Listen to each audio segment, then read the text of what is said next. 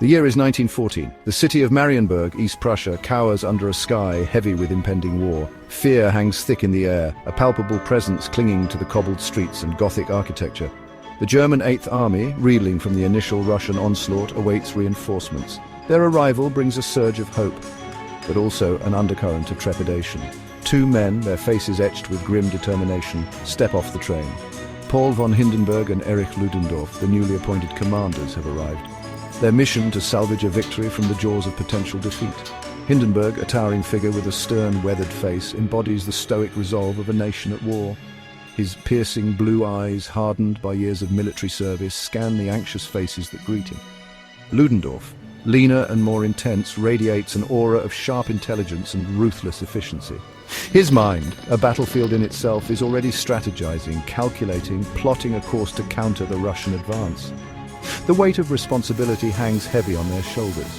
The fate of East Prussia, perhaps even the entire war, rests on their next move. The air crackles with anticipation as Hindenburg addresses his officers. His voice, deep and resonant, cuts through the tension. "We are outnumbered," he states bluntly, his gaze sweeping across the room, but not outmatched. The officers exchange nervous glances. The Russians, under the command of General Samsonov, are advancing rapidly, their numbers overwhelming the German defenses. The situation is dire, but Hindenburg's words ignite a flicker of hope in the hearts of his men. "We will turn the tide," he continues, his voice booming with newfound confidence. "We will make them pay for every inch of German soil they dare to take." The early days of the battle are a whirlwind of confusion and chaos. The Russian Second Army, a vast force of over 200,000 men, advances relentlessly, its sheer size seeming to consume the landscape. The German Eighth Army, outnumbered and outgunned, fights with the ferocity of cornered wolves, but the enemy keeps coming. Hindenburg and Ludendorff, their headquarters, a flurry of maps, telegrams and anxious officers, receive a constant stream of reports.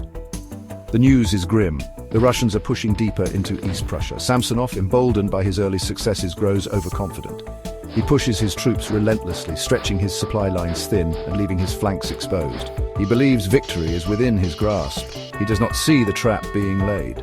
Unbeknownst to Samsonov, the Germans possess a secret weapon, their ability to intercept and decipher Russian radio communications.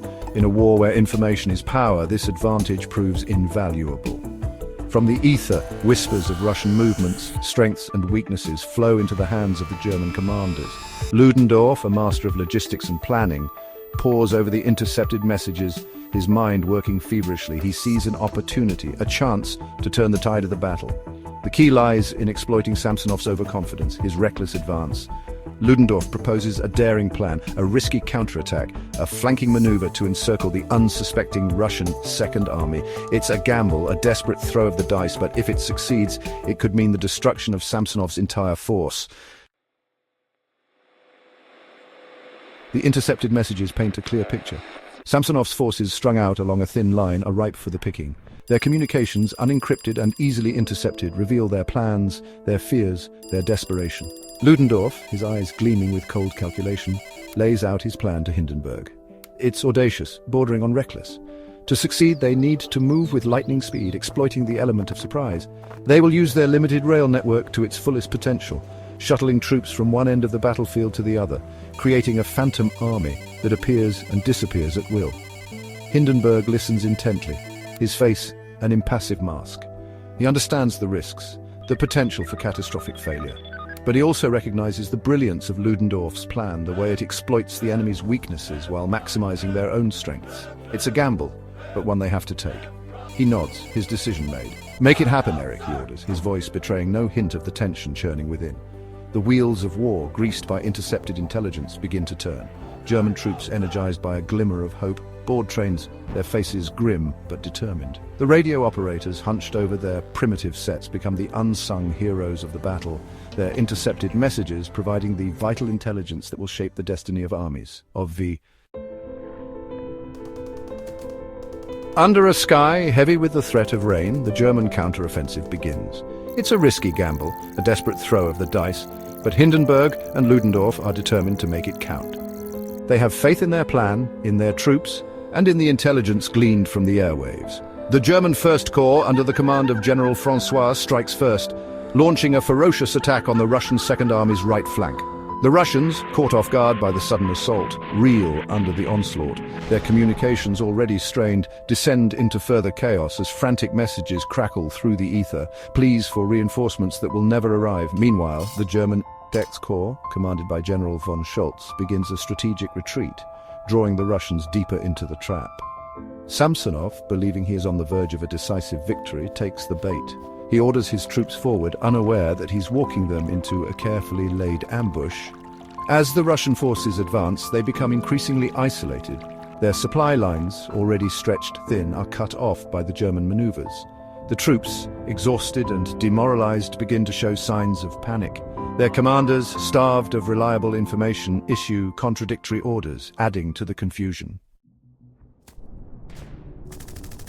Section 5, the iron clenches. The trap is sprung. On August 26th, the German Ninth Army, under the command of General von Heeringen, slams into the exposed left flank of the Russian Second Army. The impact is devastating. The Russians, caught between the hammer and anvil of the German forces, fight with the courage of desperation, but their resistance is crumbling. The encirclement is complete. The Russian Second Army, trapped in a tightening noose of German steel, is bombarded by artillery and hammered by relentless infantry attacks. Their communications, hopelessly compromised, offer no hope of relief. They are alone, surrounded, and facing annihilation. Within the encirclement, panic spreads like wildfire. The once proud Russian Second Army is reduced to a chaotic mob of desperate men. Ammunition runs low, food and water are scarce, medical supplies are practically non-existent. The wounded lie where they fall, their cries of pain echoing through the nightmarish landscape. Samsonov, his dreams of glory shattered, watches in horror as his army disintegrates around him. He pleads with his superiors for reinforcements, for a miracle, but his desperate pleas fall on deaf ears. He is alone, abandoned by the same commanders who had urged him forward, who had fueled his overconfidence. Section 6. Desperate dispatches. The airwaves, once abuzz with the confidence of the advancing Russian army, are now filled with the static of despair. Desperate pleas for reinforcements, for supplies, for any kind of assistance, crackle through the ether, only to be met with the chilling silence of their comrades. The German radio operators, their faces grim but alert, listen intently, their fingers flying across the keys, transcribing every intercepted message, every fragment of information that could be used to tighten the noose around the enemy. They are the unseen architects of the Russian army's destruction, their silent work contributing as much to the victory as any artillery barrage or infantry charge. Within the German high command, a sense of grim satisfaction prevails. The plan, so audacious, so risky, is unfolding flawlessly. The trap has been sprung and the enemy is snared, but there's no room for complacency. Hindenburg and Ludendorff, their faces etched with fatigue but their resolve unwavering, know that the battle is far from over. Orders are issued, troops repositioned, artillery fire directed with deadly precision. The German war machine, fueled by intercepted intelligence and driven by the iron will of its commanders, grinds inexorably onward, crushing all resistance in its path. Section 7. The hammer falls. The final assault is relentless and unforgiving. German artillery rains down on the trapped Russian forces, turning the battlefield into a scene of unimaginable carnage. Wave after wave of German infantry attacks, their bayonets fixed, their faces grim masks of determination. The Russian defense, starved of supplies, pounded by artillery, and demoralized by the hopelessness of their situation, crumbles. Resistance pockets are swiftly and brutally overrun. Surrender becomes the only option for thousands of exhausted, starving, and defeated soldiers. The battlefield, once a scene of organized chaos, now resembles a slaughterhouse. The ground is littered with the bodies of the dead and dying, the air thick with the stench of blood and gunpowder. The lucky ones are already dead. The unlucky lie wounded, their cries of pain swallowed by the vastness of the carnage. Samsonov, trapped with his shattered army, understands the futility of further resistance. His dreams of glory lie in ruins around him, buried under the weight of thousands of corpses. Disgraced and despairing, he chooses to end his life, rather than face the consequences of his defeat.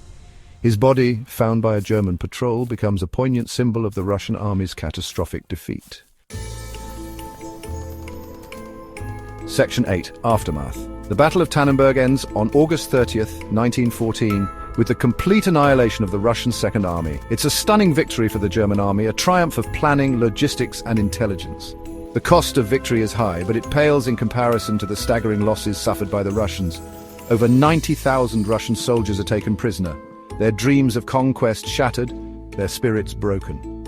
Tens of thousands lie dead on the battlefield, victims of German artillery, machine guns and bayonets. The once mighty Second Army ceases to exist as a fighting force.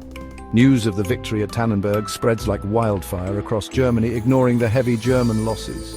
It's a much-needed morale boost for a nation weary of war, a sign that victory is still possible. Hindenburg and Ludendorff become national heroes, their names synonymous with German military prowess. The victory at Tannenberg has far-reaching consequences. It not only saves East Prussia from Russian occupation, but also significantly boosts German morale in the early stages of the war. It cements Hindenburg and Ludendorff's reputations as brilliant military strategists, paving the way for their rise to the highest echelons of German power. Section 9. Echoes of Tannenberg. The Battle of Tannenberg serves as a stark reminder of the brutal realities of war, a testament to the importance of intelligence, and a cautionary tale about the perils of overconfidence. It's a reminder that even in the chaos of battle, where chance and circumstance often dictate the outcome, careful planning, effective communication, and the ability to exploit the enemy's weaknesses can be decisive factors. The echoes of Tannenberg reverberate through history, reminding us of the enduring power of technology in shaping the course of warfare. The interception and decipherment of Russian radio communications played a crucial role in the German victory, highlighting the increasing importance of intelligence gathering and analysis in modern warfare. But beyond the tactical and strategic lessons, Tannenberg also stands as a solemn reminder of the human cost of war. The thousands of soldiers who lost their lives on that blood-soaked battlefield, both German and Russian, are a testament to the brutal and unforgiving nature of armed conflict. Their sacrifice serves as a stark reminder of the importance of diplomacy, understanding, and the pursuit of peace as the ultimate goal in a world often teetering on the brink of self-destruction.